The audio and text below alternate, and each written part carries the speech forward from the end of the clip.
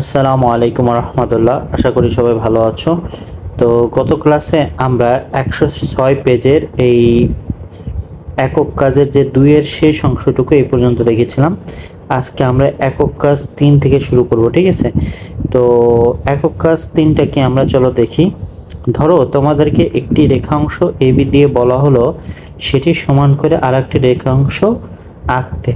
তোমরা হয়তোবা চিন্তা করবে যে স্কেল দিয়ে দৈর্ঘ্য পরিমাপ করে সেই সমান পরিমাপের আরেকটি রেখাংশ এঁকে ফেলা, কিন্তু যদি আমাদের এবি রেখাংশটির দৈর্ঘ্য ভগ্নাংশ এককে থাকে তাহলে সমান পরিমাণ করা খুবই কষ্টসাধ্য। তাই চলো আমরা আরেকটি পদ্ধতিতে চেষ্টা করি। এক টুকরা সুতা নাও, তারপর প্রদত্ত রেখাংশের এক বিন্দুতে সুতার একটি মাথা বসাও এবং টান টান করে সুতাটি ধরে অপর বিন্দু পর্যন্ত সমান করে সুতাটি কেটে নাও। তারপরও সুতাটিকে টান টান করে কাগজে বসিয়ে দুটি বিন্দু চিহ্নিত করো। এবার স্কেলের সাহায্যে দুটি বিন্দু যোগ করলে তোমরা এবি এর সমান করে একটি রেখাংশ পেয়ে যাবে। এখন আমাদের এখানে কি বলছে খেয়াল করো। আমাদের এখানে বলছে যে আমাদের যদি এখানে বলা হয় যে মনে করো এবি কি, এবি হচ্ছে একটি রেখাংশ। হ্যাঁ, এবার এই এবি রেখাংশের মতো যদি আমাদের আরেকটা রেখাংশ আঁকতে বলে তাহলে আমাদের কি হবে জানো? আমরা হয়তো স্কেল অনুযায়ী হয়তো এর মাপ নিয়ে আঁকবো, আর স্কেল অনুযায়ী এর মাপ নিয়ে আঁকলাম, কিন্তু এখানে একটা বিষয় হচ্ছে সেটা যদি দৈর্ঘ্য ভগ্নাংশ আকারে থাকে, ভগ্নাংশ কি, দৈর্ঘ্যটা ভগ্নাংশ এককে থাকে। ভগ্নাংশ এককে বলতে হচ্ছে তোমার বোঝাচ্ছে দৈর্ঘ্যটা সাধারণত কত সেন্টিমিটার, দেখা যাচ্ছে 8 সেন্টিমিটার, 7 সেন্টিমিটার, 5 সেন্টিমিটার, এইভাবে যদি থাকে তাহলে কিন্তু আমরা পারবো। বাট আমাদের যদি এখানে এরকম থাকে যে দেখা যাচ্ছে 5 2, ঠিক আছে, বা 4 5, এইভাবে যদি থাকে তাহলে কিন্তু আমাদের করা সমস্যা হয়ে যাবে, তাই না? এই অনুপাতে থাকলে কিন্তু আমাদের বের করার সমস্যা হয়ে যাবে। যেমন মনে করো বলা হলো কি এবি, এই রেখাংশটি হচ্ছে কত সেন্টিমিটার, বলা হলো যে 2/5 সেন্টিমিটার, ঠিক আছে? এইভাবে করে ভগ্নাংশ এককে আমরা এটা কি করলাম, প্রকাশ করলাম। কিন্তু এটা এই ভগ্নাংশ একা এইভাবে থাকার কারণে তোমরা কিন্তু স্কেলে এটা খুঁজে পাবা না। স্কেলে শুধু সেন্টিমিটার বা ইঞ্চি অনুযায়ী আছে, ঠিক আছে? তো সেক্ষেত্রে আমরা এটাকে সলভ কিভাবে করতে পারি, আমাদের যে মাপটা আছে সেটাকে আমরা কি করব, দড়ি নিব। এক টুকরা সুতা নিয়ে আমরা সুতার মাপ অনুযায়ী আমরা ধরো এরকম করে দুই পাশে দুইটা হচ্ছে তোমার দাগ আগে বিন্দু নিয়ে নিব, তারপর মাঝখান থেকে কি করব, এরকম করে দাগ, একটা লম্বা দাগ টেনে দিব। ওকে, আচ্ছা, এটা হচ্ছে একক কাজ 3। তো একক কাজ 3 হচ্ছে আমাদের যে বিষয়টা আমরা শিখলাম সেটা হচ্ছে যদি কোনো কিছু ভগ্নাংশ আকারে থাকে, কি থাকে, ভগ্নাংশ এককে বা ভগ্নাংশ আকারে থাকে, তো সেই ক্ষেত্রে আমাদের যদি অনুরূপ আঁকতে বলে তাহলে আমরা সরাসরি সেটা স্কেলের সাহায্যে আঁকবো না, কারণ সেটা অসম্ভব প্রায় হয়ে যাবে, আমাদের জন্য কষ্টসাধ্য হবে। তো আমরা কি করবো, একটা সুতা নিয়ে ওইটা মেপে নিব, কেমন? এবার বলছে একক কাজ 4। একক কাজ 4 এটা কত নাম্বার পেজে? এটা হচ্ছে 107 নাম্বার পেজ, নম্বর 107। তো 107 নম্বর পেজে একক কাজে 4 নম্বর একক কাজ হচ্ছে একটি কাগজে একটি রেখাংশ এবি রেখাংশ আঁকা আছে। রেখাংশের দুই শীর্ষের বিন্দু যদি হয় এ ও বি, তাহলে আমরা এ কে বি পর্যন্ত উপরে, এ কে বি এর উপরে নিয়ে চেপে ধরবো এক হাত দিয়ে, আর অন্য হাত দিয়ে আমরা কাগজের যে ভাঁজ তৈরি হবে সেটিকে সমান করে দিব। লক্ষ্য করে দেখো, ভাঁজ করা আমরা যদি একটি দাগ টানি সেটি একটি সরলরেখা হবে। এই স্কেল দিয়ে পরিমাপ করলে দেখতে পারবে যে ভাঁজের যে কোনো বিন্দু থেকে এ ও বি দুই বিন্দুর দূরত্ব সমান, ঠিক আছে? এবার অর্থাৎ আমরা এবি রেখাংশটি সমান 2 ভাগে ভাগ করতে পারলাম। এখন কি বোঝাইতে যাচ্ছে সেটা হচ্ছে আমরা যদি ধরো এটা বিন্দু, এই বিন্দু থেকে মনে করে এটা বিন্দু, এই বিন্দু থেকে আমরা যদি কি করি, আমরা যদি ভাঁজ করি তাহলে দুইটা ধরো এইদিকে একবার ভাঁজ করলাম, এই পাশে একবার ভাঁজ করলাম, কিন্তু যেই পাশে ভাঁজ করি না কেন এদের দূরত্ব কি হবে, এই রেখাংশের দূরত্ব সমান হবে। এটা বোঝাতে চাইছে যে এ কে বি পর্যন্ত, বি এর ওপরে নিয়ে চেপে ধরবো এক হাত দিয়ে, এ কে বি পর্যন্ত, এ কে কি করব, বি পর্যন্ত কি করব, নিয়ে চেপে ধরবো। তারপর এক হাত দিয়ে এবং অন্য হাতে আমরা কাগজ যে তৈরি করে সেটিকে ভাঁজ করে নিব। ঠিক আছে। আচ্ছা দেখো, পরীক্ষা করে দেখো যে এ ও বি বিন্দুগুলো একদম একটিকে আর একটির উপর না চেপে ধরে একটু আশেপাশে চেপে দিলে ভাঁজ থেকে বিন্দুগুলো দূরত্ব কিভাবে, তোমার চিন্তা কি খাতায় লেখো। ঠিক আছে। তো আচ্ছা, তো খাতায় লিখো। আচ্ছা, এবার এ বি ও সিডি এর মাঝে তৈরি হওয়ার কোণ পরিমাপ করে দেখো। এ বি ও সিডি এর মাঝে, এ বি এবং সি ডি এর মাঝে যে কোণগুলো তৈরি হয়েছে, এই রেখা দুটির মাঝে আমরা কোণের পরিমাপ নির্ণয় অনুযায়ী তাদেরকে লম্ব বলতে পারি কি তোমরা? তাহলে আমরা সিডিকে এবি রেখাংশটির লম্ব সমদ্বিখণ্ডক বলবো। ঠিক আছে। আচ্ছা, তো সিডিকে এবি রেখাংশটির কি করব, এবি রেখাংশের সমদ্বিখণ্ডক বলবো। ঠিক আছে। আচ্ছা, তারপরে দেখো একক কাজ 5 কি বলতেছে, মনে করি আমাদের রেখা এবি দিয়ে বলা যায় একটি বাইরের একটি বিন্দু পি এ বি এর উপরে লম্ব আঁকি, এ বির উপরে কি লম্ব আঁকতে হবে। এবার আমরা কাজ 1-এ শিখেছি কিভাবে লম্ব পাওয়া যায়, কাজ 4-এ শিখেছি কিভাবে একটি রেখার লম্ব সমদ্বিখণ্ডিত পেতে পারি। আমরা এ বি রেখাংশটিকে এমনভাবে ভাঁজ করব তাদের দুপাশের অংশ একটি আরেকটির সাথে মিলে যায়। ঠিক আছে। আচ্ছা, কিন্তু এবার যেহেতু আমাদের একটি নির্দিষ্ট বিন্দু পি এর কথা দেওয়া আছে, আমরা ভাঁজটি এমনভাবে করে পি বিন্দুতে ভাঁজের মাঝখানে থাকি। অর্থাৎ একটা জিনিস খেয়াল রাখো, মনে করো তোমার হচ্ছে এরকম সাইজের একটা কি আছে।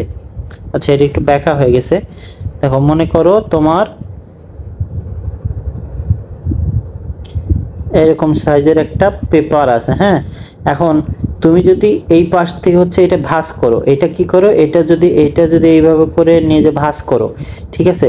তাহলে ভাঁজ করলে কি হবে, ভাঁজ করলে হচ্ছে দেখবা এটা এই পাশটা ওই এরকম পেপারটা যদি ভাঁজ করো, দেখবা মাঝামাঝি কি হচ্ছে, ভাঁজ করলে মাঝামাঝি এরকম একটা দাগ হচ্ছে। তো এই দাগটা মাঝামাঝি, এই দাগটাকে কি বলা হচ্ছে, এই দাগটাকে হচ্ছে লম্ব বলা হচ্ছে। ঠিক আছে। এটাই বলতেছে দেখো যে, কিন্তু যেহেতু আমাদের একটি নির্দিষ্ট পি বিন্দু আছে, এই বিন্দুকে বলা হচ্ছে পি, এটাকে বলতেছে কি এ, এটাকে কি বলছে বি।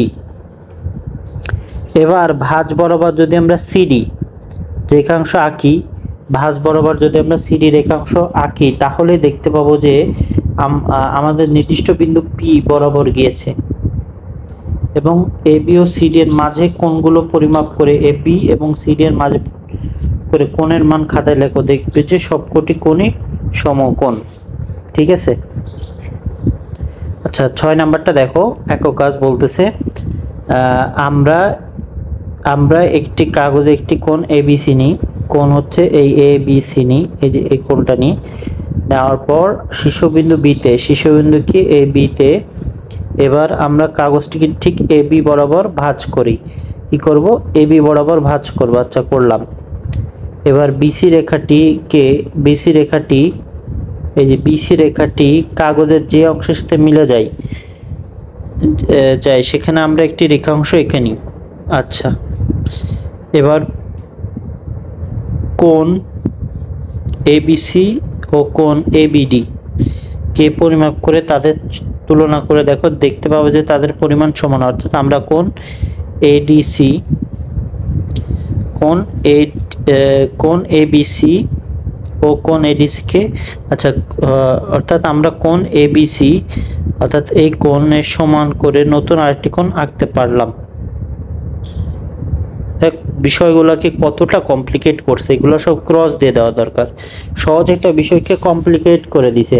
যে দেখো, বলতেছে যে মনে করো এটা হচ্ছে তোমার আছে।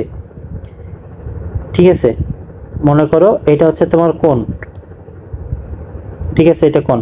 এখন যদি এটা ভাঁজ করো, এটা কি বললাম, এখন যদি এটা ভাঁজ করো তাহলে কি হবে, এটার তোমার ভাঁজ করলে এই পাশে যদি আরেকটা থাকে সেটা যদি ভাঁজ করো তাহলে সেখানে কি করতে পারবা, এখানে আরেকটা কোণ আঁকতে পারবো। অর্থাৎ মনে করো পুরোটা এটা মাঝখান থেকে একটা কোণ আছে, কোণটা হচ্ছে এতটুকু, এবারে পুরোটা যদি মাঝখান থেকে ভাগ করো তাহলে এখানে আর একটু জায়গা থাকবে, তো এইটুকু আবার কি নতুন একটা কোণ আঁকতে পারবা। মানে গাঁজাখুরি জিনিস বললে যা হয় আর কি, হুদাই মানে এত কমপ্লিকেটেড করার দরকারই ছিল না, এখানে এত কমপ্লিকেট করছে তোমাদের জন্য। ঠিক আছে, মিজাজটা গরম হয়ে যায় এগুলো দেখলেই, এগুলো এত কমপ্লিকেট করে লিখবে কেন, এখানে বলেই দিলেই হয় যে হচ্ছে এবিসির এই যে কোণটা আছে সেটা বিপরীত কোণ হচ্ছে আমরা আঁকতে পারবো, বিপরীত কোণ আঁকতে পারবো। ঠিক আছে, আরেকটা এই যে আরেকটা রেখাংশ নিলে আমরা বিপরীত কোণ আঁকতে পারবো। তো বিপরীত কোণ আঁকার জন্য আমাকে আবার হচ্ছে কি করতে হবে, এরকম ভাঁজ করতে হবে। তো সব একক কাজ 7টা দেখো, আমরা একটি কাগজে একটি কোণ এবিসি নিই যার শীর্ষবিন্দু হচ্ছে বি। এবার আমরা কাগজটিকে যেভাবে ভাঁজ করি যেন এ বি ও বিসি বাহুদ্বয় একে অপরের সাথে মিলে যায়। A B O BC বাহুদ্বয়, A B এবং এ বিসি বাহুদ্বয় একে অপরের সাথে মিলে যায়।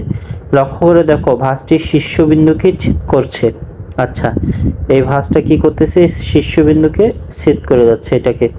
আচ্ছা, তাহলে কোণ দুটি পরিমাণ করে দেখো তাদের পরস্পর সমান হবে। প্রত্যেকেই কোণ এবিসি এর অর্ধেক, এবিসি এর অর্ধেক। কাজ 6 থেকে আমরা এটা বলতে পারি কারণ সেখানে নতুন কোণটির বাহু পুরাতন কোণের বরাবর করে নিয়েছিলাম। আবার লক্ষ্য করো ভাঁজ বরাবর রেখাটি থেকে কোণের বাহুগুলো সমান দূরত্ব বজায় রেখেছে। অর্থাৎ আমরা যদি একটি কোণের মাঝে দিয়ে একটি রেখাংশ আঁকতে পারি যা কোণের দুই বাহু থেকে সমান দূরত্ব বজায় রাখে তাহলে আমরা কোণকে সমদ্বিখণ্ডক পেয়ে যাচ্ছি। দলগত কাজ কি দিছে, যে 4-5 জন করে দলে ভাগ হয়ে সমদ্বিখণ্ডক রেখাংশের সমদ্বিখণ্ডকের মাঝে একটি মিল ও একটি পার্থক্য বের করো।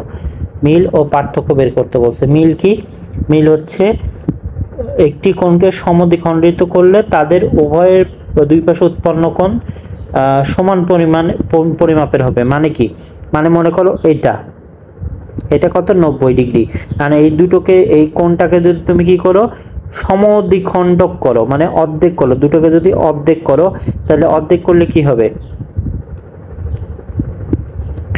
এই দুটো কোণকে কি করো যদি মাঝখান দিয়ে এরকম অর্ধেক করো তাহলে এই কোণটাও যা এই কোণটাও তা, দুটোই সমান সমান হয়ে যাবে। তার মানে একটা কোণকে তুমি যদি মাঝখান দিয়ে করো তাহলে এটা সমান, মানে দুটোই কি কোণ দুটোই সমান হয়ে যাবে। আবার বলতেছে দেখো যে অমিলের কথা যদি বলে তাহলে বিন্দু দ্বারা রেখাংশ সমদ্বিখ করা যায় কিন্তু কোণকে সমদ্বিখণ্ডিত করা যায় না। সাধারণত দেখো এই যে এটা কি একটা কি রেখা, এখন এই রেখাকে যখন তুমি এখানে একটা বিন্দু দিয়ে দিচ্ছ, একটা বিন্দু এখানে বিন্দু দিয়ে দিচ্ছ বা এখানে একটা বিন্দু দিয়ে দিচ্ছ, এইখানে একটা বিন্দু দেওয়ার মানে কি, এরপর আর যাবে না, এখানে বিন্দু আর এখানে বিন্দু দেওয়ার মানে কি, এটা কি, এটা হচ্ছে একটা রেখাংশ। তো বিন্দুর মাধ্যমে কি করতে পারতেছো, বিন্দুর মাধ্যমে কিন্তু এরকম রেখাংশ তৈরি করতে পারতেছো, কিন্তু বিন্দুর মাধ্যমে কিন্তু কোণ তৈরি করতে পারবা না। পারবা? বিন্দুর মাধ্যমে এরকম কোণ সমদ্বিখণ্ডিত করতে পারবা না। সেক্ষেত্রে তোমাকে কি করতে হবে, এরকম একটা রেখাংশ নিতে হবে। এই যে এটা ধরো সি, এটা এ, এটা বি, এটা ডি আর এটা হচ্ছে সি। তাহলে এরকম সি রেখাংশ আঁকার মাধ্যমে কি করতে পারবা, হচ্ছে তুমি কোণকে সমদ্বিখণ্ডক করতে পারবা। আবার হচ্ছে এই বিন্দুর মাধ্যমে একটি পুরো রেখাকে বা রেখাংশকে এভাবে আরেকটি রেখাংশতে ভাগ করতে পারবা। ঠিক আছে, আচ্ছা তো দেখো এখানে কি বলছে যে চিত্রটি লক্ষ্য করো, পরস্পর ছেদ করে রেখা জোড়া ছেদ বিন্দুর দিকে তাকাও। A B O C D দুটি সরলরেখায় পরস্পর ও বিন্দুতে ছেদ করেছে, পরস্পর কি করেছে, ও বিন্দুতে ছেদ করেছে। এর ফলে সেখানে দুই জোড়া কোণ তৈরি হয়েছে, দুই জোড়া কি কোণ তৈরি হয়েছে। এই যে ও বিন্দুতে ছেদ করার মাধ্যমে এই রেখাংশ আর সিডি রেখাংশ এটা এই ও বিন্দুতে ছেদ করেছে, মানে এখানে সে মিলিত হয়েছে। এখন মিলিত হওয়ার কারণে এখানে 1 নাম্বার, এটা 2 নাম্বার, 3 নাম্বার, 4 নাম্বার, এই 4টা কোণ কি হয়েছে, উৎপন্ন হয়েছে, যাকে আমরা কি বলছি, বিপ্রতীপ কোণ। এদের প্রত্যেকের শীর্ষবিন্দু ও, তার মানে এখান থেকে আমরা কি শিখলাম, এখান থেকে হচ্ছে আমরা শিখলাম হচ্ছে যে দুটি রেখাংশ যদি একটা আরেকটার সাথে কি হয়, ক্রস হয়, ক্রসে যদি একটা সাধারণ এরকম একটা বিন্দু তৈরি করে, সেই সাধারণ বিন্দুতে চারটি কোণ উৎপন্ন হয়। ঠিক আছে, এরকম চারটি কোণ উৎপন্ন হয়। আচ্ছা, এদেরকে বলে বিপ্রতীপ কোণ। তোমাদের মনে প্রশ্ন জাগার কথা, আমরা বিপরীত বলছি না কেন, সেটি তো বলা সহজ। এবারে পরচিত্রটি লক্ষ্য করো। আচ্ছা, বিপরীত আর বিপ্রতীকের পার্থক্য, বিপ্রতীপ হচ্ছে মানে দেখো, বিপ্রতীপ হচ্ছে মনে করো এটা একটা রেখাংশ, এটা একটা রেখাংশ। এবার এই রেখাংশটা কি হবে, সরল রেখাংশ হবে, এটা এইভাবে যাবে, এটা কি এইভাবেই যাবে, যার কারণে এই কোণটা কি হবে, এই কোণের বিপরীত, অর্থাৎ এই 1 নাম্বার কোণ হবে 2 এর বিপরীত, আবার 3 নাম্বার হবে কত, 4 নাম্বারের বিপরীত, একটা আরেকটার বিপরীত কোণ হবে, কিন্তু বিপরীত কোণ হবে। কিন্তু বিপরীত কোণটা কি, বিপরীত কোণ অর্থাৎ সেটা আরেকটার সাথে মিলবে না। যেমন ধরো এখানে একটা আছে, এখানে দিয়ে এখানে একটা দিলাম, এখানে একটা দিলাম, এখানে একটা দিলাম। এখন এই কোণের বিপরীত কোণটা এইটা হতে পারে, এটা হতে পারে, এটা হতে পারে, এটা হতে পারে, কিন্তু এই বিপরীত কোণগুলো কি একে অপরের সাথে কি সমান না। যেমন এখানে দেখো, এখানে 1 নাম্বারটা কি, 1 নাম্বারটা ছোট, কিন্তু এখানে 2 নাম্বারটা কি বড়, তার মানে এটা কি বিপরীত কোণ। কিন্তু যদি 1 নাম্বারটা আর 2 নাম্বার কোণ যদি সমান হতো, তাহলে আমরা বলতাম বিপ্রতীক কোণ। আচ্ছা, একক কাজ হচ্ছে 8। এখানে আমাদের বলছে এবারে একটি কাগজ নিই, যেখানে এ বি এবং সিডি দুটি সরলরেখা আঁকো, যার পরস্পর হবে ও বিন্দু। আচ্ছা, এবার ও বিন্দু বরাবর এমনভাবে ভাঁজ করি যেন বিও এবং সিও অংশদ্বয় একে অপরের সাথে মিলিত হয়ে যায়। ঠিক আছে, বিও এবং সিও একে অপরের সাথে মিলিত হয়ে যায়, তাহলে এও ডিও এর অবস্থার লক্ষ্য করে তারা কি মিলে গেছে। এখানে থেকে আমরা বিপ্রতীক কোণের ব্যাপারে কি সিদ্ধান্ত নিতে পারি, কাজে আমরা বলতে পারি যে দুটি পরস্পর ছেদ করলে উৎপন্ন বিপরীত কোণগুলো পরস্পর সমান। মানে মনে করো হচ্ছে একটা পেজ নিছো, এটা একটা পেজের মধ্যে এই একটা নিছো, এখানে একটা নিছো, বুঝো। মনে করো এটা একটা পেজ, এবার এই জিনিসটা আমরা ভিতরে রাখবো। মনে করো এইটা এখানে নিছো, এটা এইখানে নিছো, এখন এখানে কি ও বিন্দু উৎপন্ন হয়েছে। এখন আমরা কি বলছি, এই 1 নাম্বার কোণ সমান 2 নাম্বার, 3 নাম্বার কোণ সমান 4 নাম্বার। ঠিক আছে, পুরোটাই তো মুছে গেল। 4 নাম্বার, কত 4 নাম্বার। এখন যেহেতু 1 সমান 2, 3 সমান 4, তাহলে এটা বুঝবো কি করে। এখন যদি কাগজটা কি করো, এই কাগজটা হচ্ছে এই বাম পাশে এই মাঝ বরাবর হচ্ছে ভাঁজ করো, তাহলে দেখবা যে এইটুক সমান এই ঘরটা সমান 1 নাম্বার ঘরটা সমান 2 নাম্বার ঘর, 3 নাম্বার ঘরটা সমান 4 নাম্বার ঘর। তার মানে কোণগুলো কি সমান, যেহেতু ঘরগুলো সমান হবে তার মানে কোণগুলোও সমান। তোমাদের বুঝতে যদি অসুবিধা হয় তাহলে দেখো, এটাকে যদি আমরা মনে করো এটা হচ্ছে ঘর, এটা হচ্ছে একটা তোমার হচ্ছে পেপার।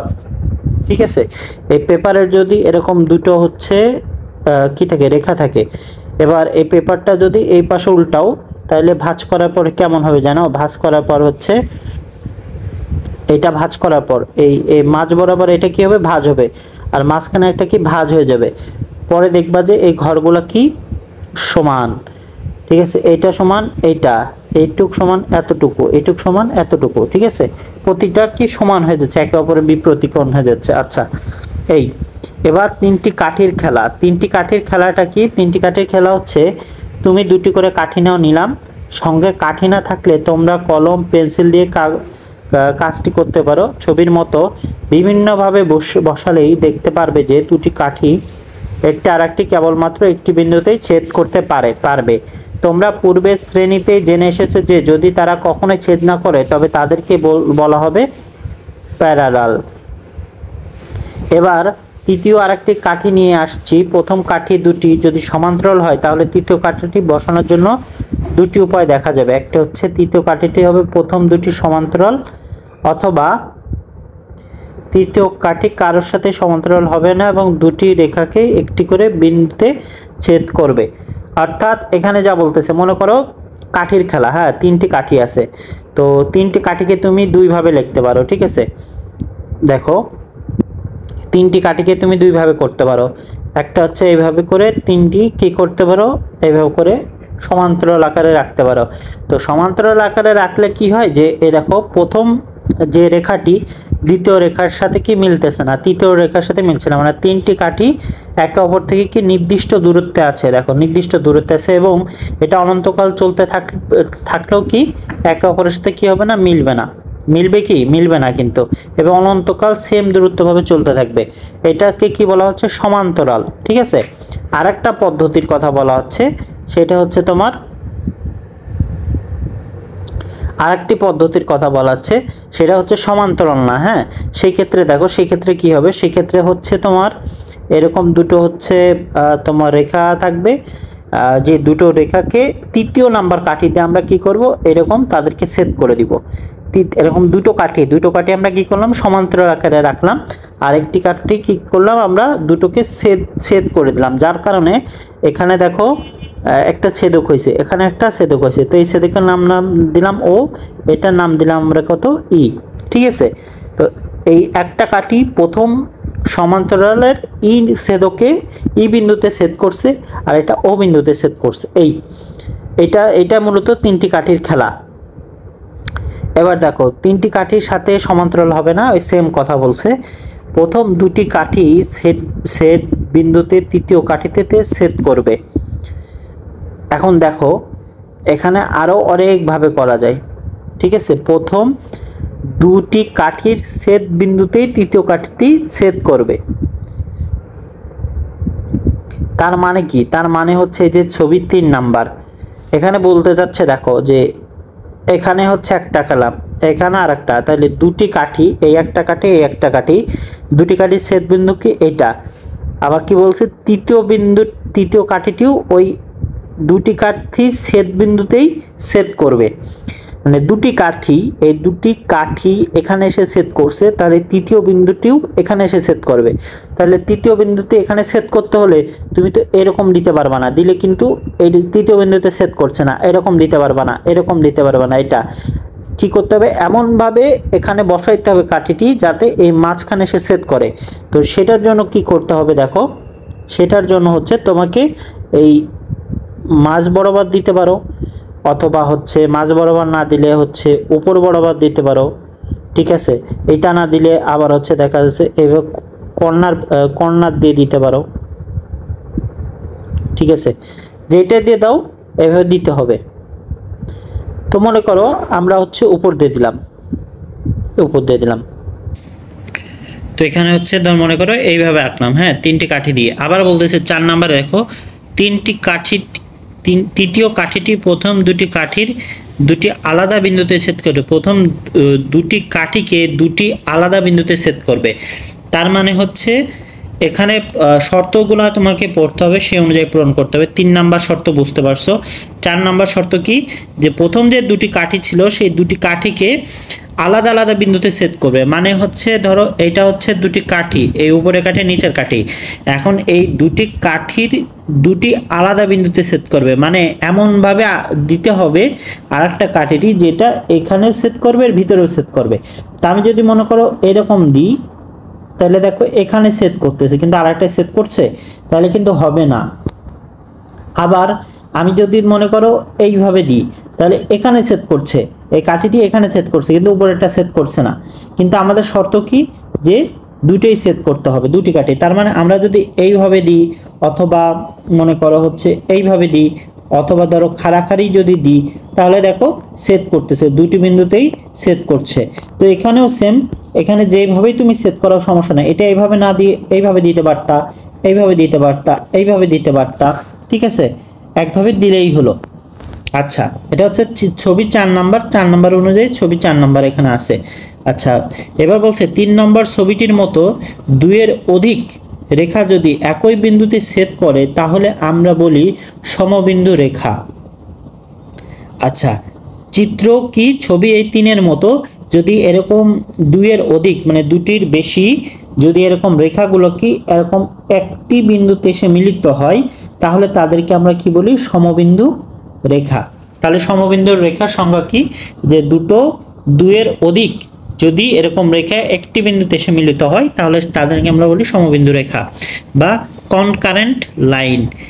2 ও 4 নম্বর ছবির মতো একটি রেখা যদি আরো একাধিক রেখাকে ছেদ করে, মানে 2 আর 4, এই যে 4 নাম্বার আর এই যে 2 নাম্বার, তো এখানে দেখতেছি কি যে দুটি রেখাকে একটি রেখা কি করছে এরকম দুই জায়গায় ছেদ করছে।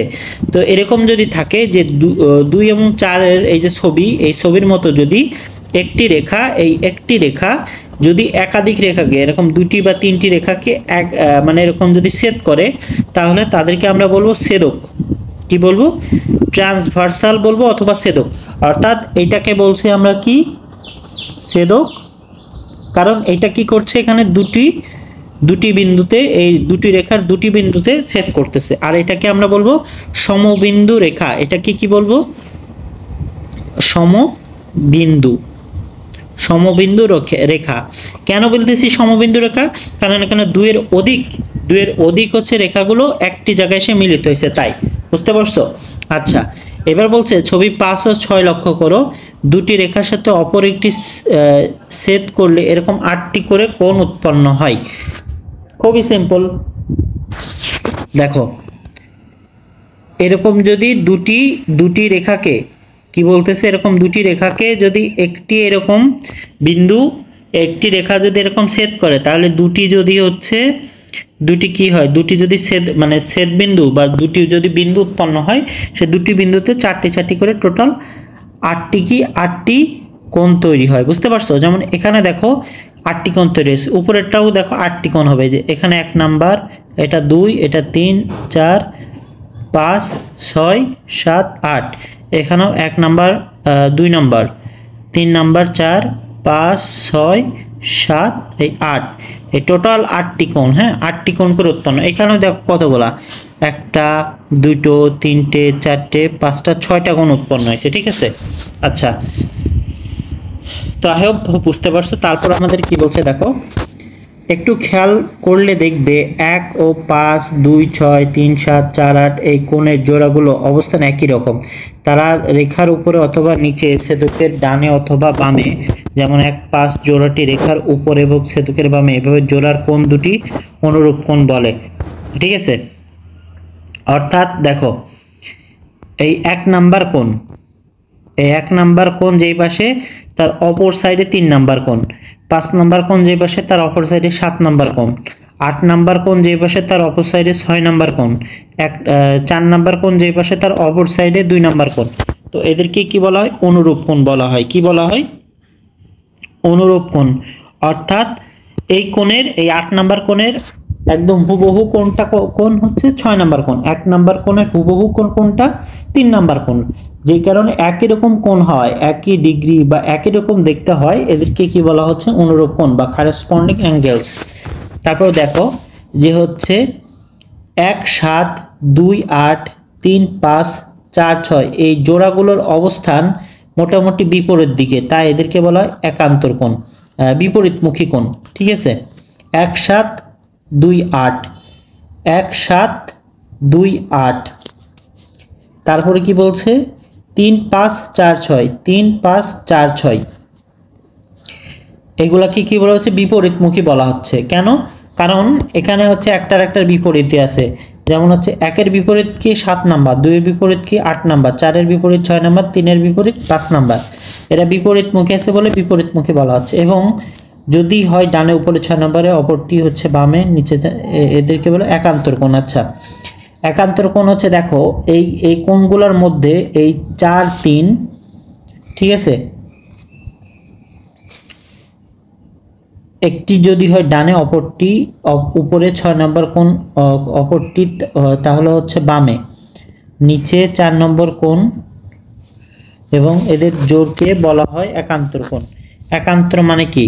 মানে 4, 3, 5, 6 এরা হচ্ছে ভিতরের কোণ, তাই এদের একে অপরে কি বলা হচ্ছে? একান্তর কোণ বলা হচ্ছে। হ্যাঁ, আচ্ছা, এবার দেখো 1 2 7 8 কোণগুলো বাইরের দিকে, আর 3 4 5 6 কোণগুলো ভিতরের দিকে। আমরা এই জন্যকে বহিস্থ কোণ বলতেছি, আর কি বহিস্থ কোণ বলছি, আর কি বলছি অন্তস্থ কোণ। অর্থাৎ এখানে হচ্ছে এই যে 4 3 5 6 এগুলো ভিতরে আছে তাই অন্তস্থ কোণ, আর বাইরে দেখো 1 2 8 7 বাইরে আছে তাই এগুলোকে কি বলা হচ্ছে বহিস্থ কোণ। আচ্ছা,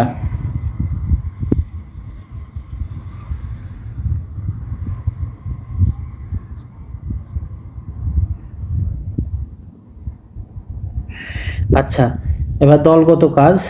দেখো দলগত কাজ বলছে কাগজটি চিত্রে দেখানো উপায়ে দুটি ভাঁজ করে নাও, যেন ভাঁজ বরাবর রেখাদ্বয় তারা সমান্তরাল হয়।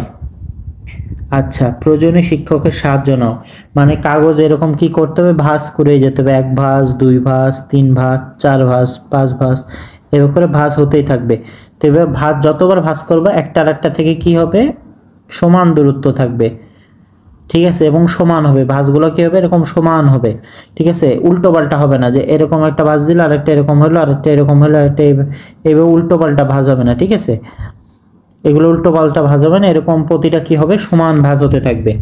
আচ্ছা, দরকার হলে টিচারের হেল্প নাও। এবার বলছে এবার চিত্রের মতো কাগজটির মাঝের দিকে আর একটি ভাঁজ দাও, সে ভাঁজ বরাবর দাগ টানতে তোমার সমান্তরাল রেখা দুটির জন্য একটি ছেদক পেয়ে যাবে। আচ্ছা, মনে করো এরকম করে ভাঁজ নিলা, কয়টা ভাঁজ নিলা, 2টা ভাঁজ নিলা, ঠিক আছে, উপরে একটা ভাঁজ দিলা, নিচে একটা ভাঁজ দিলা, নেওয়ার পর এবার যদি মাঝামাঝি এই দুটো কি করে মাঝামাঝি হচ্ছে বা একটু আড়াআড়ি করে এই যে এরকম করে আড়াআড়ি করে যদি একটু হচ্ছে মাঝখান দিয়ে ভাঁজ করো, তাহলে দেখবা এই মাঝখান দিয়ে কি হচ্ছে এরকম একটা ভাঁজ হয়ে যাচ্ছে। অর্থাৎ এইটা হচ্ছে কি, এটা হচ্ছে একটা পেপারের হচ্ছে এখানে মাঝ বরাবর দুটি হচ্ছে তুমি কি করছিলা, মাঝ বরাবর এরকম দুটি হচ্ছে তুমি সমান্তরাল রেখা টানছিলা, ভাঁজ করছিলা। তো এটাকে আর একটু এরকম ব্যাকা করে ভাঁজ করার কারণে মাঝখান দিয়ে কি হলো, এরকম একটু পাশ দিয়ে এরকম ব্যাকা হয়ে গেল। আচ্ছা,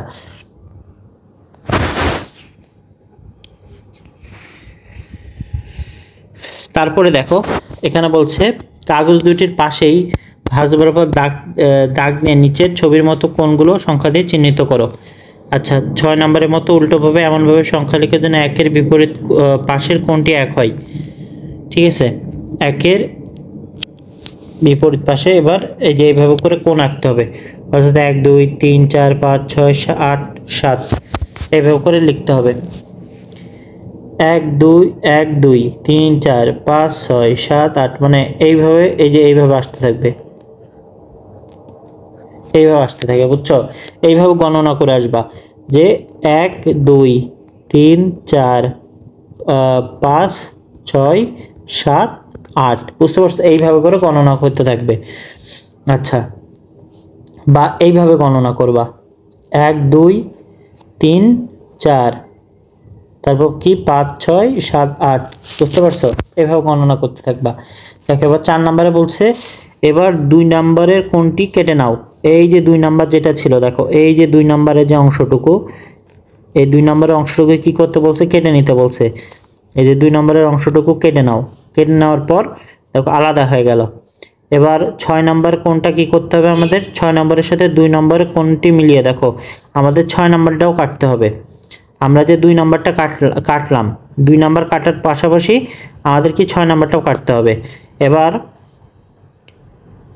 2 আর 6 মিলিয়ে দেখো, এই যে 2 নম্বরটা কাটলা আর এই যে 6 নম্বর কোণ, এই কোণটা আর এই কোণটা মিলিয়ে দেখো ঠিক কিনা। আচ্ছা, এবার চিত্রে উপরের 5 নম্বর কোণটিকে আলাদা করে নাও, 5 নম্বরটা আলাদা করতে হবে। 5 নম্বরের সাথে 3 নম্বর কোণ মিলতে পুরোপুরি মিলে যাচ্ছে। তো দুটি সমান্তরাল রেখাকে আরেকটি রেখা ছেদ করার ফলে একান্তর দুটি কোণ পরস্পর সমান হয়। একান্তর কি হয়, পরস্পর সমান হয়। একান্তর কি হয়, পরস্পর সমান হয়। যেমন এই 4 নাম্বার কোণ কি এই 6 নাম্বার কোণের সমান, ঠিক আছে। আবার হচ্ছে দেখো 6 নাম্বার 3 নাম্বার কোণ কি 5 নাম্বার কোণের সমান, আবার হচ্ছে 4 নাম্বার কোণ কি 6 নাম্বার কোণের সমান, এইভাবে হয়। তারপর দেখো আবার কোণ 5 যেহেতু কোণ 1-এর অনুরূপ তারা অবশ্যই মিলে যাবে। খেয়াল করো 5 আর কোণ 4 যোগ করে আমরা একটি সরলরেখা বা 2 সমকোণ পাচ্ছি। কোণ 4 5 ছেদ করে একই পাশের অন্তস্থ কোণ। আমরা এটা বলতে পারি যে দুই সমান্তরাল রেখাকে আরেকটি রেখা ছেদ করার ফলে ছেদকের একই পাশে দুটি অন্তস্থ কোণের যোগফল দুই সমকোণ হতে পারে। দুই সমকোণ মানে ধরো হচ্ছে এটা হচ্ছে দুটি সমান্তরাল রেখা, একটা যদি ছেদক এরকম থাকে তো এটার একই পাশে কি দেখো দুটি এরকম কোণ উৎপন্ন হচ্ছে, তাই না? এটা কি বলা হচ্ছে অন্তস্থ কোণ। এই অন্তস্থ কোণের যোগফল কি হবে সবসময়, কি দুই সমকোণ হবে, দুই সমকোণ অথবা তোমার 180 ডিগ্রি। বুঝতে পারছো? আচ্ছা, তারপরে বলতেছে দেখো দলগত কাজটি করে আমরা দুটি সমান্তরাল রেখা অর্থাৎ তাদের ছেদক সম্পর্কে যে তথ্যগুলো জানতে পারলাম। এই যে আমরা দুটি সরল রেখা এবং তার ছেদকের মাধ্যমে যে তথ্যগুলো পেলাম, অনেক তথ্য পাইছি, তাই না? অন্তস্থ কোণ, বহিস্থ কোণ, অনুরূপ কোণ, তারপর হচ্ছে তোমার একান্তর কোণ, তারপর বিপরীত কোণ। আচ্ছা, তো 1 নাম্বারটা দেখো বলতেছে দুটি সমান্তরাল রেখাকে আরেকটি রেখা যদি আমরা ছেদ করি তাহলে অনুরূপ কোণরা কি হয়, পরস্পর সমান হয়। তারপরে কোণ 1, 5, 2, 6, 3, 7, কোণ 8, 4, 8 অনুরূপ কোণ, পরস্পর অনুরূপ কোণ সমান, মানে যেটা একে অপরের কি হয়, সমান হয়। আচ্ছা, তারপর বলছে দুটি সমান্তরাল রেখাকে আরেকটি রেখা দ্বারা ছেদ করলে একান্তর কোণেরা পরস্পর সমান। একান্তর কোণরা কি হয়, পরস্পর সমান। এখানে দুটি কোণ 3, 5 এবং 4, 6, 3, 5 ও 4, 6 পরস্পর একান্তর এবং সমান, পরস্পর কি একান্তর এবং সমান। দুটি সমান্তরাল রেখাকে আরেকটি রেখা ছেদ করলে ছেদকের একই পাশে অন্তস্থ কোণের পরিমাপের যোগফল দুই সমকোণ সমান হয়। এখানে কোণ 3 ও 6, কোণ 4 ও 5 এ দুটি ছেদকের একই পাশে অন্তস্থ কোণের জোড়া রয়েছে যাদের যোগফল দুই সমকোণের সমান। আচ্ছা, এবার বলা হচ্ছে একই কাজটা দেখো, একটি রেখার দুটি বিন্দুতে একই দিকে 50 ডিগ্রি মাপের একটি মাপের কোণ আঁকো নিচের চিত্রের মতো।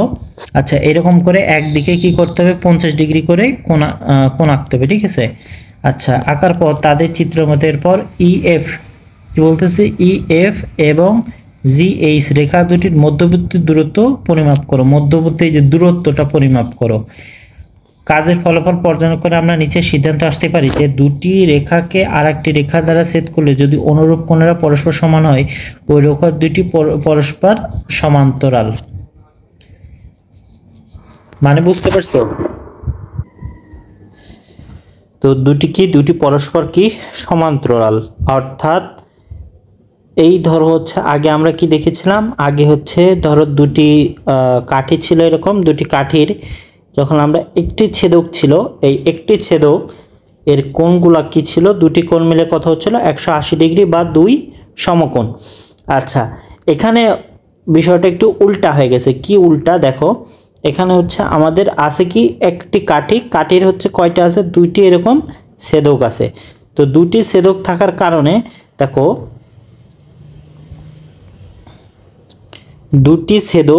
এই দুটি ছেদক হচ্ছে কি করতেছে, এই ছেদকের যদি এই পাশে দুটি কোণ এরকম কোণ দুটি যদি মানে দুটি কোণ যে উৎপন্ন হচ্ছে, এই দুটি কোণ যদি একই হয়, ঠিক আছে, দুটি কোণ যদি একই হয় অথবা একটি আরেকটির অনুরূপ হয়, তাহলে হচ্ছে আমরা বলতে পারি এই দুটি ছেদক হচ্ছে কি একই দূরত্বে আছে, দুটি ছেদক একই দূরত্ব আছে। অর্থাৎ এইটুকুর যে দূরত্ব মনে করো যদি 5 সেন্টিমিটার হয়, তাহলে এখান থেকে এইটুকুর দূরত্ব, এখান থেকে এইটুকুর দূরত্ব কত হবে, 5 সেন্টিমিটার।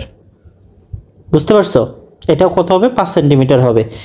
তো এটা চেনার, তো কেউ যদি তোমাকে বলে যে হচ্ছে, কেউ যদি এরকম বলে যে তুমি এই দুটো ছেদকের হচ্ছে দূরত্ব মেপে বলো তো, তাহলে তুমি কি বলবা, যে ভাইয়া যেহেতু এটার এই কোণটা হচ্ছে এই ছেদকের এই বিন্দুতে যে কোণটা উৎপন্ন হয়েছে আর এই ছেদকের এই বিন্দুতে যে কোণটা উৎপন্ন হয়েছে সেই কোণ দুটি একই কোণ, মানে একই বা অনুরূপ কোণ, অর্থাৎ এটাও 50 ডিগ্রি এটাও 50 ডিগ্রি। তাই আমরা বলতে পারি যে এই দুটি ছেদক কি পরস্পর কি সমান্তরাল, মানে একই দূরত্বে আছে। যার কারণে দেখো এটা এইভাবে চলতে থাকবে, এটা এইভাবেই চলতে থাকবে পরস্পর দূরত্বে, বা এটা এভাবে চলতেই থাকবে, পরস্পর দূরত্ব নিয়ে চলতে পারবে। কেউ কখনো কি হবে না, এরকম একে অপরের লাইন ক্রস করবে না। বুঝতে পারছো? আচ্ছা, এই হচ্ছে বিষয়। তো তারপরে দেখো যে বলছে দুটি রেখাকে আরেকটি রেখা ছেদ করলে দুটি রেখাকে আরেকটি রেখা ছেদ করলে যদি একই পাশের অন্তস্থ কোণদ্বয়ের পরিমাণ যোগফল দুই সমকোণের সমান হয় তবে ওই রেখা দুটি পরস্পর সমান।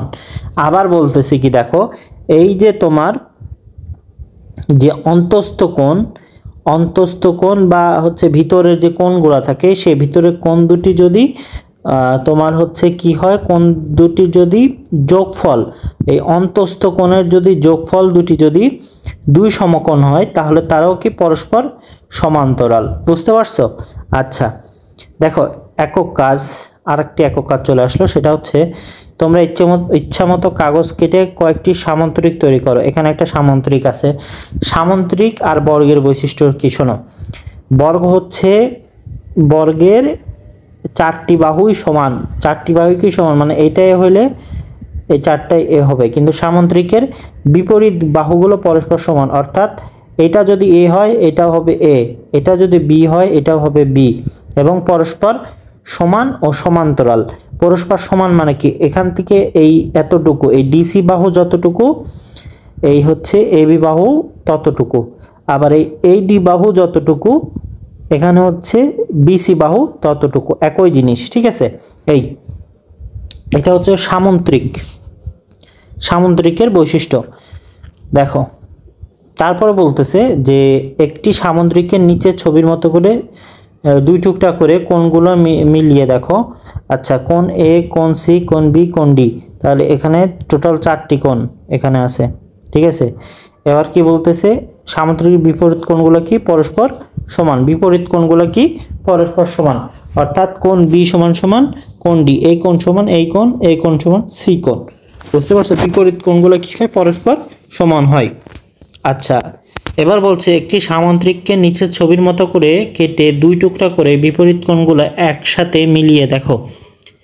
একটি সামান্তরিককে নিচের ছবির মতো করে কেটে দুই টুকরা করে বিপরীত কোণগুলোর সাথে মিলিয়ে দেখো, অর্থাৎ এটা হয় কিনা। তো দেখো, কোণ এ আর কোণ ডি, কোণ এ আর ডি, এই এ আর এই ডি দুটো মিলে 180 ডিগ্রি, আবার কোণ বি আর সি মিলেও 180 ডিগ্রি।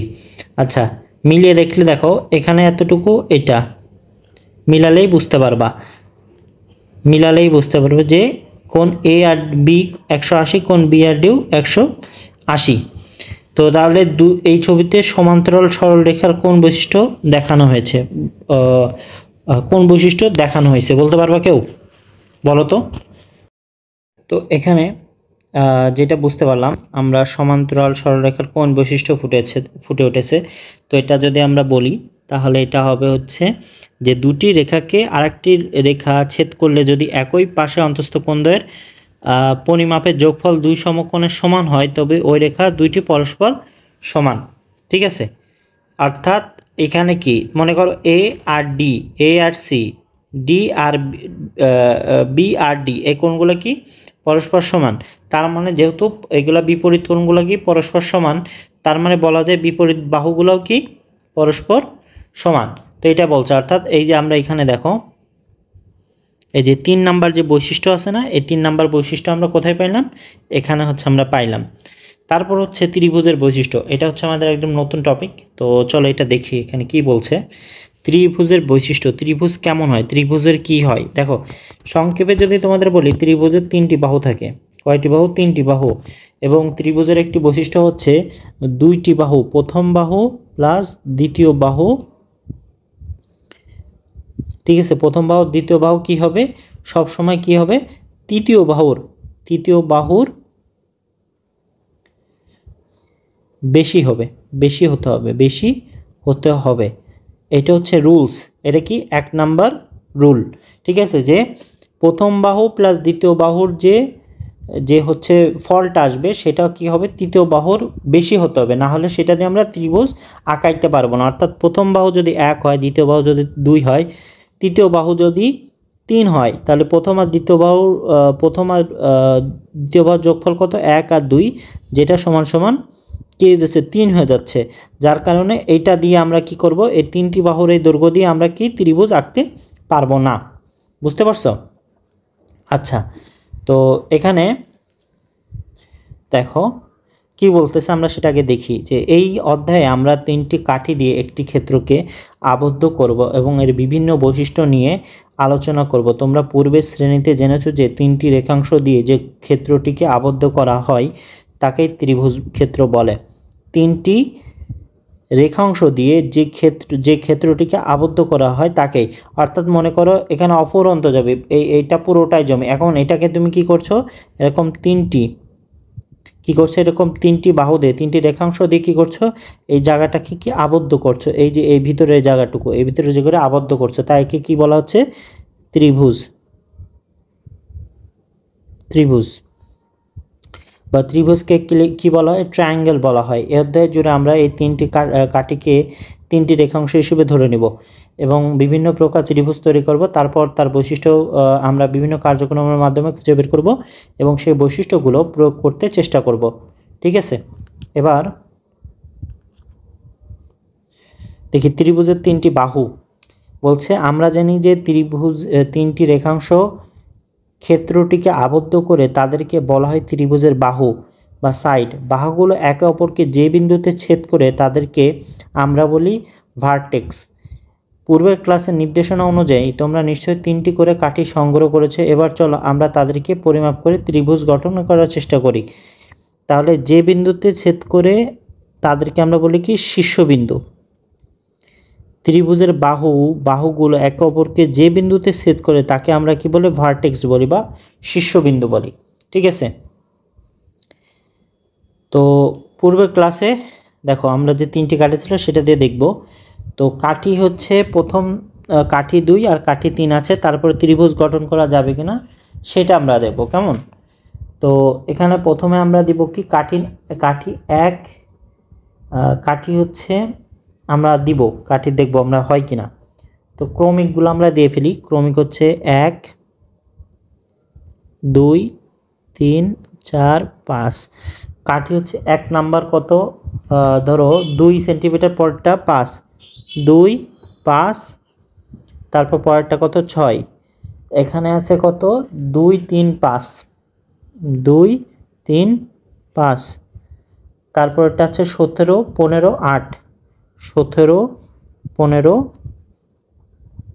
8, পরেরটা কত 2 3 4, 2 3 আর এই 4, তারপরটা হচ্ছে 3 7 আর 9। তো এখন এগুলোতে আমরা গঠন করতে পারবো কিনা। তো আমি আগে নিয়ম বলছিলাম কি, যে হচ্ছে প্রথম বাহু প্লাস দ্বিতীয় বাহু সেটা কি হবে, এই যে গ্রেটার দেন তৃতীয় বাহু, মানে প্রথম বাহু আর দ্বিতীয় বাহুর যোগফল কি হবে, তৃতীয় বাহু থেকে বড় হইতে হবে। তার মানে প্রথম আর দ্বিতীয়টার যোগফল তৃতীয় থেকে বড় হইতে হবে। ঠিক আছে, তার মানে এখানে দেখো 2 আর 5 এর যোগফল 6 থেকে বড়, তার মানে ত্রিভুজ গঠন করা যাবে, হ্যাঁ হবে এটা, হ্যাঁ। পরেরটা দেখো 2 আর 3 সমান সমান 5 5 হচ্ছে, তার মানে এটাও করা যাবে না, না।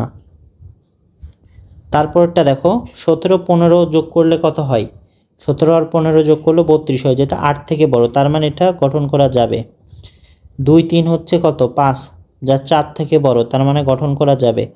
3 7 কত 10, যা 9 থেকে বড়, তার মানে এটাও গঠন করা যাবে।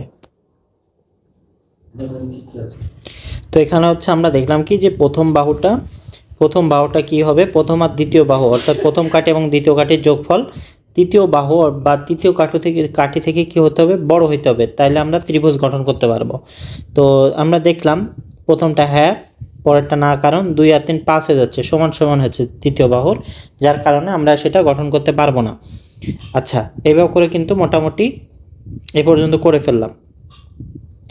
এবার আমাদের হচ্ছে আর একটা ছক আছে, সেটা হচ্ছে 5.1।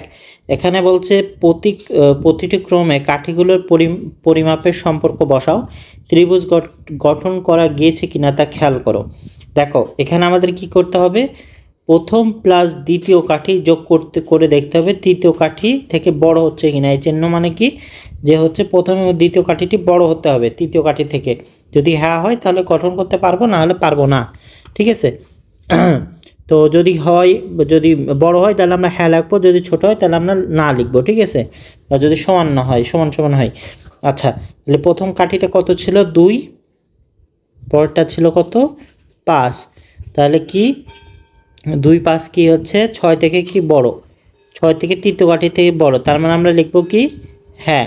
ঠিক আছে, পরেরটা আমরা দেব কি, পরেরটা হচ্ছে হবে হচ্ছে তোমার 2 + 3, 2 + 3 যেটা হচ্ছে কি, যেটা কিন্তু 5-এর কি বড় না 5 থেকে, তার মানে এটা কি হবে না। ঠিক আছে, এরপরেরটা কি হবে হচ্ছে 17 + 15 যেটা কি 8 থেকে বড়, যার কারণে এটা ত্রিভুজ গঠন করতে পারবো, তার মানে হ্যাঁ দিলাম। আচ্ছা, তারপরেরটা কি 2 + 3, 2 + 3 এবার কি হবে 4 থেকে 2 + 3 যা এটা কত দিলাম, এটা হচ্ছে 3 দিলাম। আচ্ছা,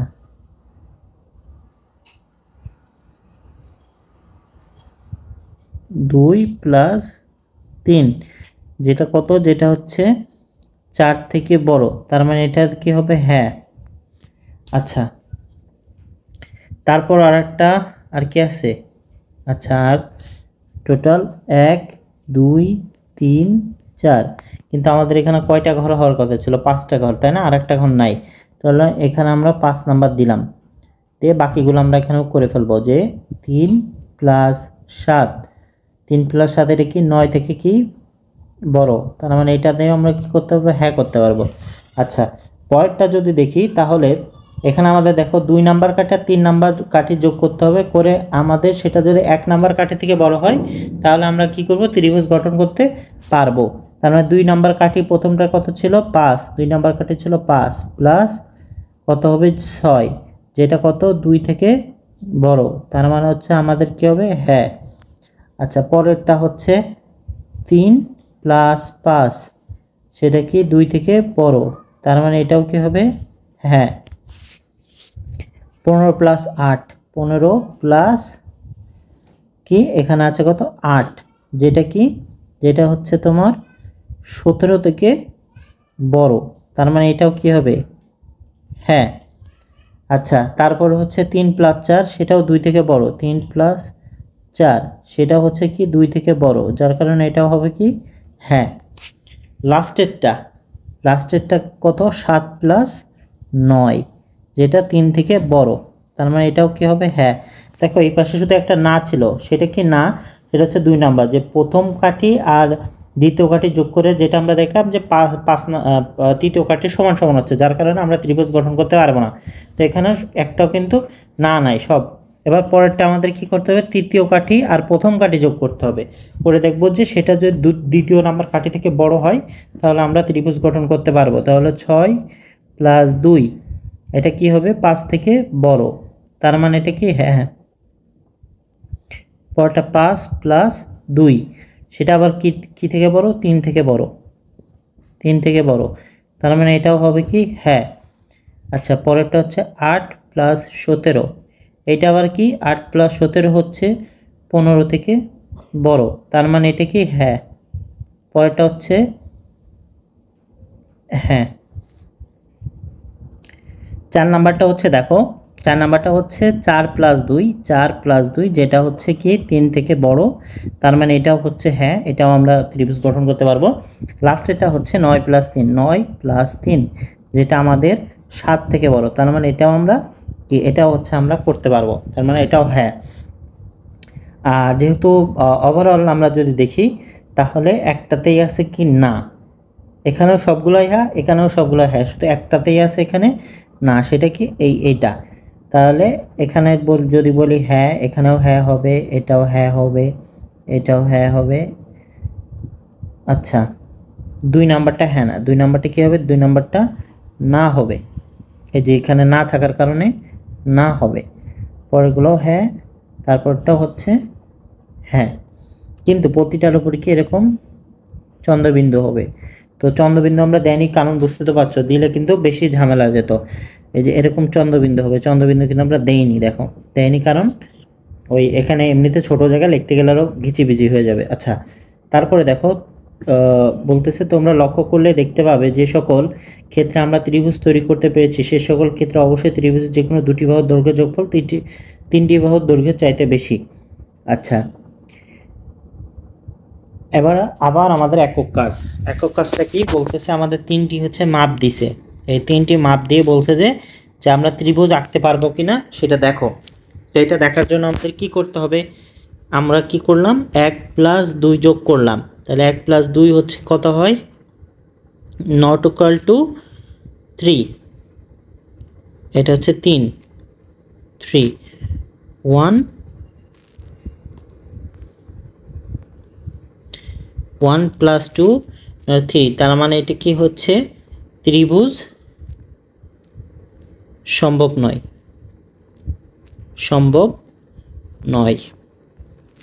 আচ্ছা পরেরটা দেখো, পরেরটা হচ্ছে 1+2 কি হচ্ছে, যেটা কি সেটা হচ্ছে 4 থেকে বড় নয়, 4 থেকে কি ছোট, তার মানে এটাও কি, এটাও ত্রিভুজ সম্ভব নয়।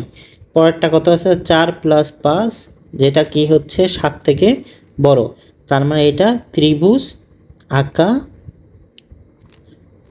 সম্ভব। বুঝতে পারছো? তাহলে আমরা কি এই একক কাজটাও করে ফেললাম, তাই তো? আচ্ছা ব্যাখ্যাও আমরা দিয়ে দিলাম, এখানে ব্যাখ্যা দিতে বলছে, আমরা কিন্তু ব্যাখ্যাও দিয়ে দিয়েছি যে যেহেতু 1+2 কি 3 থেকে বড় নয়, 3 থেকে তাই এটা ত্রিভুজ আঁকা সম্ভব না। আবার 1+2 এটা 4 থেকে বড় নয়, তাই এটা ত্রিভুজ আঁকা সম্ভব না। কিন্তু 4 আর +9 হচ্ছে যেটা 7 থেকে বড়, যেহেতু দুটি বাহু যোগফল একটি তৃতীয় বাহু যোগফল থেকে বড় হতে হবে, তাহলে আমরা আঁকতে পারবো ত্রিভুজ, তাই এটা আমাদের আঁকা সম্ভব। এবার বলছে ত্রিভুজের মধ্যমা কোণের সমদ্বিখণ্ডক ও বিপরীত বাহুর উপরে আঁকা লম্ব। চিত্র 5.2 মতো কাগজের ত্রিভুজ তৈরি করে কেটে নাও। এবার আমরা ত্রিভুজের ভেতরে বিভিন্ন রেখা সম্পর্কে জানব। মধ্যমা শব্দটি খেয়াল করলে তোমরা দেখতে পাবে যে এখানে মধ্য অংশটি আছে, এখানে এই রেখাটি কিছু একটা মাঝখানে আছে। নিচের ধাপগুলো অনুসরণ করে আমরা মধ্যমা তৈরি করব। মধ্যমা বলতে কি, মধ্যমার মধ্যে কি আছে, মধ্য, অর্থাৎ কোনো কিছুর মধ্যে থাকে, কোনো কিছুর মধ্যে থেকে এমন একটা জিনিসকে কি বলছি আমরা, মধ্যমা। ঠিক আছে? আচ্ছা মধ্যমা, যেমন এই পুরোটার মধ্যে কি আছে, এইটা আছে, তো এটার মাঝখানে, যেমন এই ধরো এখান থেকে এই রেখা অংশটার মাঝখানে এটা, তো এটা কি বলছে, মধ্যম বিন্দু বলতেছি। আচ্ছা দেখো চিত্র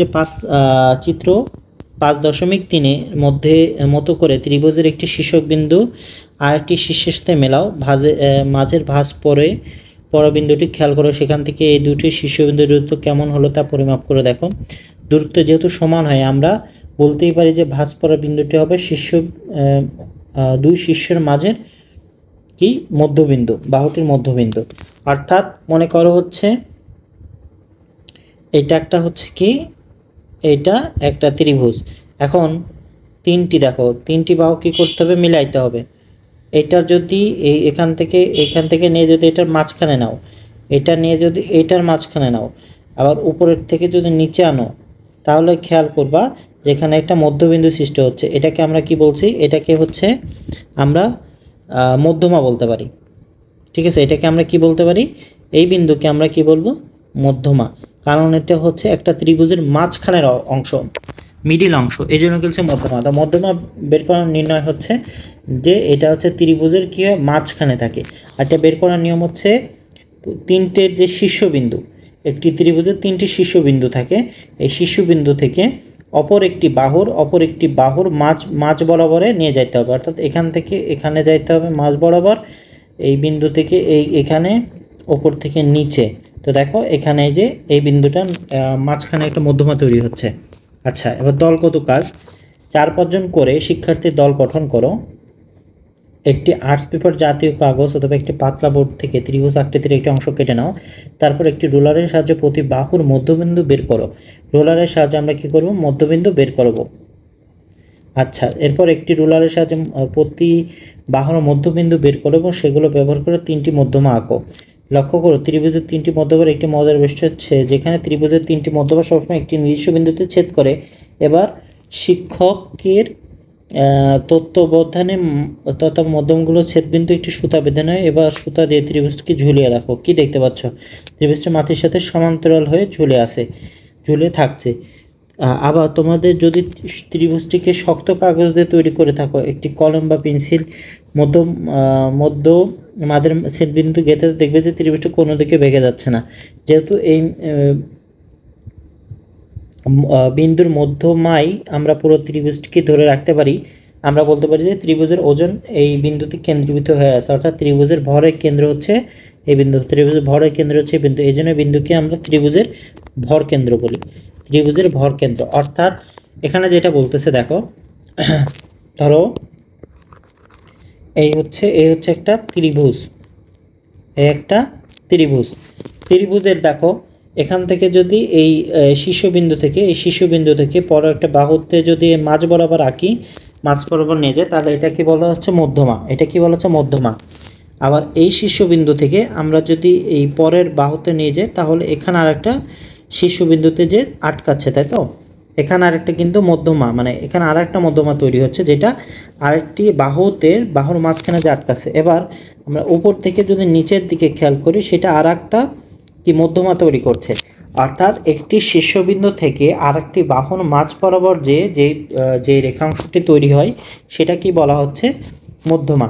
তো তিনটা মধ্যমা, এখানে দেখো তিনটা মধ্যমা একটি বিন্দুতে যে মিলিত হয়েছে, যেটাকে আমরা বলছি মধ্যবিন্দুর ছেদক। এবার এই অংশটুকুতে তুমি যদি তোমার এটা পাতলা কোনো কাগজ হয়, তাহলে পাতলা এই অংশটুকুতে যদি তুমি দড়ি বেঁধে রাখো, এই যে মধ্যমার এই তিনটে মধ্যমার মিলিত স্থানের বিন্দুকে যদি তুমি দড়ি দিয়ে বেঁধে রাখো, তাহলে দেখবা যে সেটা একদম সমান হয়ে আছে। আবার যদি এখানে তুমি মাঝখানে যদি কলম ঢুকিয়ে রেখে দাও, কোথাও রেখে দাও, দেখবা যে তুমি হাতে করে রাখবা, দেখবা যে এই ত্রিভুজটি কি হেলে দুলে কোথাও পড়ে যাচ্ছে না, কারণ এটা হচ্ছে ভরবিন্দু বলা হচ্ছে, একটি ত্রিভুজের ভরবিন্দু বলা হচ্ছে। তাই একে কি বলা হয়, একে হচ্ছে তোমার ত্রিভুজের ভরকেন্দ্র বলা হয়। ঠিক আছে, তোমরা এটা বাড়ি ট্রাই করে দেখতে পারো। ত্রিভুজের তিনটি মধ্যমা থাকে, কয়টি মধ্যমা? তিনটি। একটি নির্দিষ্ট বিন্দুতে ছেদ করে, সেই বিন্দুকে বলা হয় ভরকেন্দ্র। এটা হচ্ছে ইম্পর্ট্যান্ট, এটা একটু মনে রাখতে হবে তোমাদেরকে। ত্রিভুজের কয়টি মধ্যমা থাকে? তিনটা, এবং তিনটি হচ্ছে একটি বিন্দুতে ছেদ করে, সেই বিন্দুটিকে ভরকেন্দ্র বলা হয়। এবার কি বলা হচ্ছে? কোণের সমদ্বিখণ্ডক। নাম দেখেই তোমরা বুঝতে পারছো যে এই রেখাটি ত্রিভুজের কোণকে সমান দুই ভাগে ভাগ করবে। চলো আমরা দেখি কাগজের ত্রিভুজ থেকে কিভাবে কোণের সমদ্বিখণ্ডক করা যায়। নিচের চিত্রের মতো ত্রিভুজের শীর্ষক এক পাশের রেখা ভাঁজ করো, যেন একটি বাহু আর একটি বাহুর উপর মিলে যায়। দেখবে মাঝে শীর্ষবিন্দু বরাবর একটি ভাঁজ তৈরি হয়েছে। এবার শীর্ষবিন্দুতে তৈরি হওয়া কোনো দুটি পরিমাপ করে দেখো, আবার তাদের মাঝে কোনো মিল আছে কিনা। পরিমাপ করে বুঝতে পারবে সেই ভাঁজটি শীর্ষবিন্দুতে থাকা অন্তঃস্থ কোণ দুটির সমান দুই ভাগে ভাগ করেছে। আচ্ছা, বাহু দুটি কোণের জন্য ত্রিভুজের শীর্ষ বরাবর ভাঁজ করে সমদ্বিখণ্ডক বের করো, মানে এটার কথা বলতেছে। হ্যাঁ, দেখো শীর্ষবিন্দু কোণটা, এটা হচ্ছে এ নাম দিলাম, এটা হচ্ছে বি দিলাম, এটা সি দিলাম। এই শীর্ষবিন্দু থেকে সিবি এই বাহুর মাঝ বরাবর যে ঠেকেছে, এটাকে আমরা নিলাম জি, এটা এফ, আর এটা কে। তো এই হচ্ছে কি মাঝ বরাবর হচ্ছে যে আটকেছে। আবার দেখো এ বি বাহুতে বি শীর্ষবিন্দু হচ্ছে এসি মাঝ বরাবর যে আটকেছে। এবার বিপরীত বাহুর উপরের লম্বা কোনো শীর্ষ থেকে বাহুর আঁকা লম্বগুলো ত্রিভুজের কিছু বৈশিষ্ট্য। আচ্ছা, এটা মাঝ বরাবর না, এটা হচ্ছে লম্ব আঁকাইছে। ঠিক আছে, অর্থাৎ বি থেকে হচ্ছে এসি বাহুর উপর লম্ব আঁকাইছে। তারপর হচ্ছে এ বির উপরে হচ্ছে তোমার এই এফ, এই যে বি আর সি, এই বাহুটা লম্বা আঁকানো হয়েছে, এবং হচ্ছে সি এবং বির উপরে এই যে এই জি আর এই লম্বটা আঁকানো হয়েছে। ঠিক আছে, বা মধ্যমা বলতে পারো। আচ্ছা, কোনো শীর্ষ থেকে বিপরীত বাহুর উপর লম্ব আঁকাগুলো ত্রিভুজের কিছু বৈশিষ্ট্য তুলে ধরো। নিচের ধাপ অনুসরণ করে আমরা এসব তিনটি শীর্ষ থেকে বিপরীত বাহুর উপর লম্ব আঁকার পদ্ধতি দেখে নিই। আঁকার পদ্ধতি দেখো খুবই সোজা। এরকম একটা ছিল, এটাকে আমরা কি করলাম, ভাঁজ করলাম। ভাঁজ করার পরে মাঝখানে হয়ে গেল, দেখো মাঝখানে একটা দাগ হয়ে গেল। তারপরে কি বলছে দেখো, তারপরে বলছে যে 5.7 এর মতো 5.7 এর মধ্যে আমরা লম্বা লম্বা এভাবে ভাঁজ করি যেন বিপরীত বাহুটা নিজের সাথে মিশে থাকে। এক পাশ থেকে দেখতে এদেরকে সমকোণী ত্রিভুজের মতো মনে হয়। যে বিন্দুতে ভাঁজ করা হলো এদেরকে সেখানকার কোণটির পরিমাপ কত। পরিমাপ করলে বুঝতে পারবা যে ভাঁজ বরাবর আমরা পরিমাপ কাঙ্ক্ষিত লম্ব পাচ্ছি। এভাবে 3টি লম্বকে আমরা বের করে নিব। আঁকার পরে চিত্রে 5.8 এর মতো দেখা যাবে। লম্ব আঁকায় নিতে হবে, বুঝছো? প্রতিটি বাহুতে এভাবে আমরা কি করব, লম্ব আঁকায় নিব। আচ্ছা, ত্রিভুজের কোণের সম্পর্ক। এবার আমাদের নতুন চ্যাপ্টার কি? আচ্ছা, এখানে আর একটা একক কাজের উপরে বর্ণিত উপায় ছাড়া আরও কোনো উপায় ত্রিভুজের বিপরীত বাহুর উপরে লম্ব আঁকার চেষ্টা করে দেখো। উপরে লম্ব আঁকার চেষ্টা করে দেখো, মানে উপরে যে বর্ণনা করছে এটার পাশাপাশি আরও কোনো উপায় কি আছে কিনা, যে হচ্ছে আমরা ত্রিভুজের উপর কি আঁকতে পারি, লম্ব আঁকতে পারি। ঠিক আছে, তো আরও অনেক সিস্টেম আছে লম্ব আঁকার। সেটা হচ্ছে দেখা যাচ্ছে তুমি তো এটা আঁকারও একটা সিস্টেম আছে। সিস্টেমটা দেখো, সংক্ষেপে তোমাদেরকে বুঝাই দিই। সেটা হচ্ছে, মনে করো এটা হচ্ছে একটা ত্রিভুজ। ঠিক আছে, এই ত্রিভুজের হচ্ছে এটা হচ্ছে এ বাহু, এটা বি, এটা হচ্ছে সি। এখন সি থেকে খেয়াল করো, সি থেকে বি বাহু এই মাপ নিয়ে আমরা যদি একটা ব্যাসার্ধ আঁকি তাহলে দেখব ব্যাসার্ধটা এখানে একবার মিলিত হচ্ছে আর একবার এখানে ছেদ করছে, দুইটা জায়গা। এবার আমরা যে ব্যাসার্ধটা নিয়েছিলাম সেখান থেকে এই এ থেকে এ বরাবর আমরা কি করব, এ বরাবর আমরা সেটা এ থেকে আমরা ওই সমান ব্যাসার্ধ আঁকবো। তো ব্যাসার্ধ আঁকলে দেখবা এখানে একটা দাগ আসবে, এইভাবে এখানে একটা দাগ আসবে, আর এখান থেকে যদি মাপ নাও তাহলে এখানে কী হবে, এই পাশে একটা দাগ আসবে। তো এবার আমরা কি করতে পারি, এই উপর থেকে হচ্ছে এই বিন্দুতে মিলিত হয়ে যাবে এটা। হ্যাঁ, মিলিত হয়ে গেলে দেখবা যে এখান থেকে আমরা পাচ্ছি ওসি নামক একটা লম্ব আমরা পেয়ে যাচ্ছি। ঠিক আছে, ওইভাবে করে ভাঁজ না করে এইভাবে করে তুমি কি করতে পারো, তুমি হচ্ছে লম্ব আঁকতে পারো। আচ্ছা, এবার ত্রিভুজের কোণের সম্পর্ক। তো এবার আমরা ত্রিভুজের কোণগুলো পর্যবেক্ষণ করে দেখব তাদের মাঝে কোনো বিশেষ সম্পর্ক পাওয়া যায় কিনা। নিচে ছবিটির মতো করে ত্রিভুজের খাতায় আঁকা যেন বাহুগুলো একটু করে অতিরিক্ত থাকে। একটি ত্রিভুজের অন্তস্থ কোণ কয়টা থাকে? একটি ত্রিভুজের অন্তস্থ কোণ থাকে 3টি, আর 7টা থাকে বহিস্থ কোণ। যেমন 1টা 2টা, দেখো 1টা 2টা 3টে 4টে 5টা 6টা, টোটাল আছে এখানে কয়টা? 1টা 2টো 3টা 4 5,